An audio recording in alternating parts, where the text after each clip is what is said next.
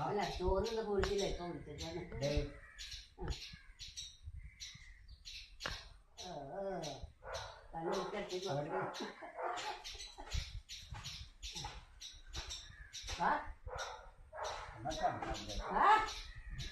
ചോറ്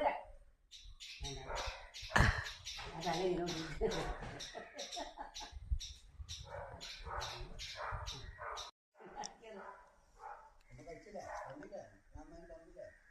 അയ്യോ